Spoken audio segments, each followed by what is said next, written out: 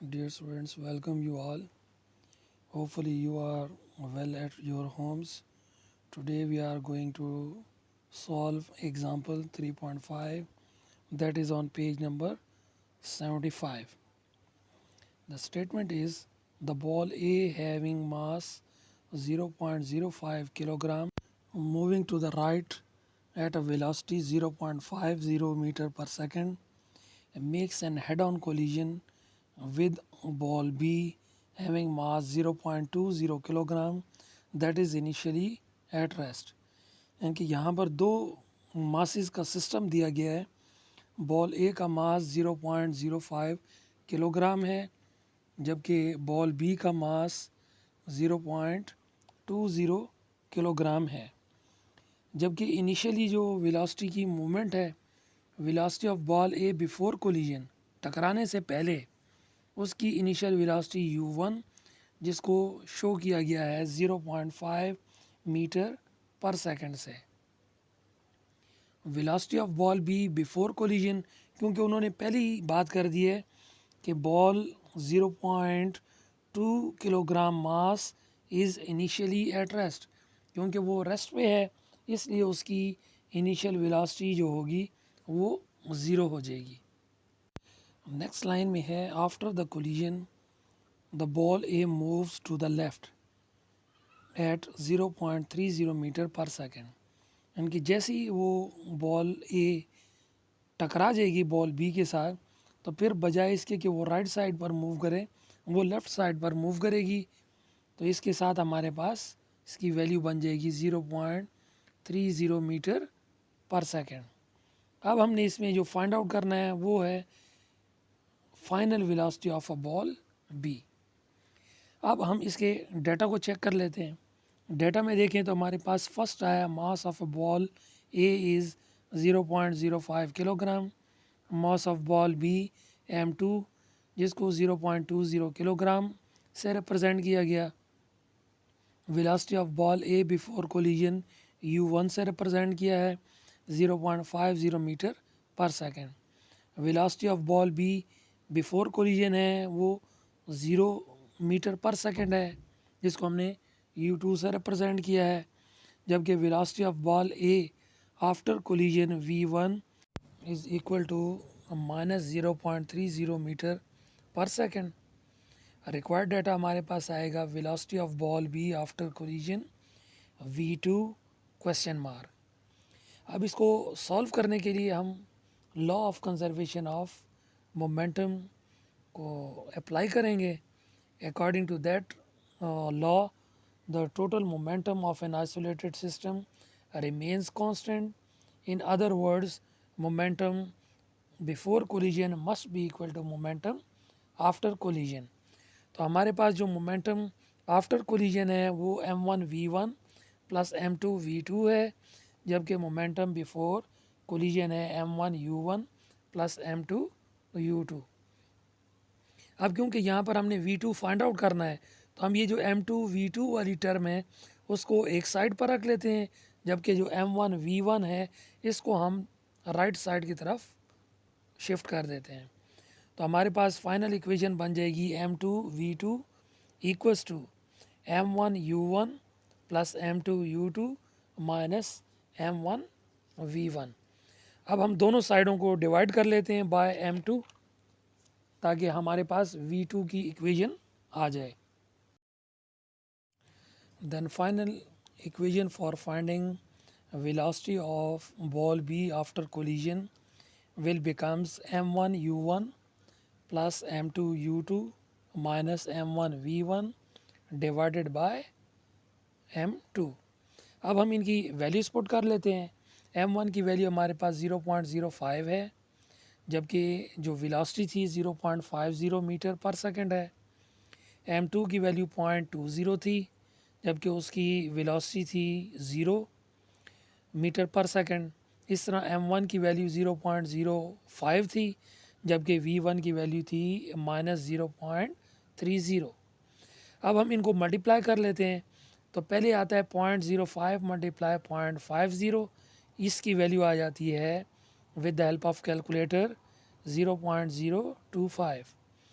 Then plus, क्योंकि 0.2 को जब आप 0 से मल्टीप्लाई करते हैं 0 आ जाता है, और यहाँ पर जो थर्ड वैल्यू है माइनस मल्टीप्लाई माइनस, ये प्लस हो जाएगा, और 0.05 को जब आप 0.30 से मल्टीप्लाई कर लेंगे आपके पास वैल्यू आ जाएगी 0.015, और डिनोमिनेटर में 0.20 जो कि मास m2 की वैल्यू है।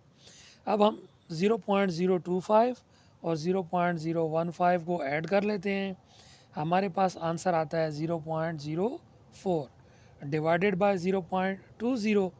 जब आप इनको डिवाइड करेंगे आपके पास वैल्यू आ जाएगी 0.2 metre per second, and it will be the velocity of ball B after collision, that is V2 equals to 0.2 metre per second. उम्मीद है आपको ये एग्ज़ाम्पल की समझ आ गई होगी। Now we proceed to assignment 3.5 that is on the same page 75. According to the statement, in carom board game, the striker of mass having mass 0.015 kilogram sliding to the right at a velocity of 0.40 metre per second. इनके carrom board game में striker की बात कर रहे हैं कि उसका मास है 0.015 किलोग्राम, जबकि उसको राइट साइड की तरफ मूव कराया जाता है और उसकी इनिशियल वेलोसिटी है 0.40 metre per second. Makes head on collision with a disc having mass 0.005 kilogram that is initially at rest. Head on collision कहते हैं कि जब बिल्कुल डिस्क और स्ट्राइकर एक दूसरे में आमने सामने एक दूसरे के साथ टकराते हैं तो इसको हम हेड ऑन कोलिजन का नाम दे सकते हैं। अब डिस्क का मास 0.005 किलोग्राम है और उसकी इनिशियल वेलोसिटी 0 होगी, क्योंकि वहाँ पर उन्होंने कहा है that is initially at rest. तो जब भी कोई बॉडी रेस्ट में होती है उसकी इनिशियल वेलोसिटी 0 होती है। After collision the striker move to the right along the direction of a disc at 0.20 meter per second. अब यहाँ पर वो बात कर रहे हैं कि जो कोलिजन के बाद स्ट्राइकर जो मूव कर रहा है वो उसी तरह राइट साइड की तरफ मूव कर रहा है, जबकि उसमें जो वेलोसिटी बन रही है उसकी तो वो है 0.20 मीटर पर सेकेंड। अब हमने इसमें फाइंड आउट क्या करना है, find the final velocity of the disc. हमने डिस्क की वेलोसिटी को फाइंड आउट कर लेना है। अब हम इसी का डाटा चेक कर लेते हैं कि इसमें किस तरीके से हम उसको लिखेंगे। सबसे पहले मास ऑफ स्ट्राइकर है जिसको हमने m1 से डिनोट किया है 0.015 किलोग्राम है, जबकि मास ऑफ डिस्क जिसको हमने m2 से रिप्रेजेंट किया है 0.005 किलोग्राम है। इसी तरह हमारे पास इनिशियल वेलोसिटी ऑफ स्ट्राइकर जो है u1 इसको हमने 0.40 मीटर पर सेकेंड से रिप्रेजेंट किया है, और initial velocity of a striker u2 जिसको हमने 0 मीटर पर सेकेंड लिखा है। फाइनल वेलोसिटी ऑफ स्ट्राइकर जो है वो 0.20 मीटर पर सेकेंड है, और इसके साथ हमने प्लस साइन इसलिए लगाया है क्योंकि इसकी डायरेक्शन उसी तरफ है जिस तरफ स्ट्राइकर पहले मूव कर रहा था। तो हमारे पास जो फाइनल वेलोसिटी होगी of a disc that is denoted by v2, इसको हमने फाइंड आउट करना है। अब हम फार्मूला जो यूज़ करेंगे ये वही सेम फार्मूला हम यूज़ करेंगे जैसे हमने प्रीवियस एग्जांपल में डिस्कस किया था। It means using law of conservation of momentum before collision, उसको हमने लिखा था m1u1 प्लस m2u2, और फिर momentum after collision m1v1 plus m2v2 है। हम इनमें वैल्यूज पुट कर सकते हैं। m1 की वैल्यू है 0.015 किलोग्राम और उसकी इनिशियल वेलोसिटी जो थी वो 0.40 मीटर पर सेकेंड थी। इस तरह m2 0.005 किलोग्राम, जबकि इनिशियल वेलोसिटी u2 जो है वो 0 थी। फिर इक्वल का साइन आ गया, m1 की जगह हमने वही सेम 0.015 किलोग्राम लिख दिया और v1 की जगह हमने प्लस 0.20 मीटर पर सेकंड लिख दिया। m2 की वैल्यू 0.005 किलोग्राम है और v2 हमने फाइंड आउट कर लेना है। यहाँ पर हमने जो यूनिट्स हैं वो साथ नहीं लिखे ताकि जो है ना हमारे पास ज़रा सिंपल वे में हम उसको सॉल्व कर सकें। फिर हमने मल्टीप्लाई किया 0.015 को 0.40 से, जो कि हमारे पास लेफ़्ट साइड पर मौजूद है, तो इससे वैल्यू आती है 6 मल्टीप्लाई 10 पावर -3। जबकि हमारे पास जो सेकंड टर्म है 0.005, इसको 0 से मल्टीप्लाई करते हैं तो ये हमारे पास 0 आ जाती है। इसी तरह राइट साइड पर 0.015 को जब आप 0.20 से मल्टीप्लाई करते हैं तो कैलकुलेटर से 3 मल्टीप्लाई 10 पावर -3 आ जाता है। इस तरह 0.005 मल्टीप्लाई v2, तो वो एज इट इज़ आ गया।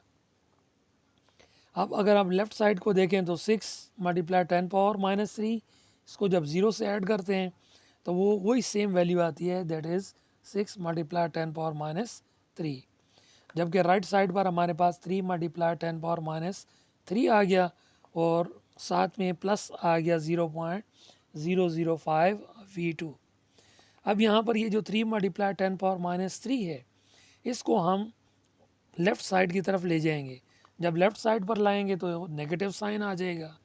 तो यही वजह है कि हमारे पास दोनों साइडों पर अगर आप देखें तो हमने एक किस्म का सब्ट्रैक्ट करना है, subtracting both sides with 3 multiply 10 power -3।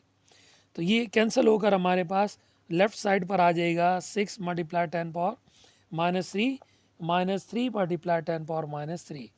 तो ये हमारे पास वैल्यू फाइनल आ जाएगी 3 मल्टीप्लाई 10 पावर -3, जबकि राइट साइड पर 0.05 v2 आ गया।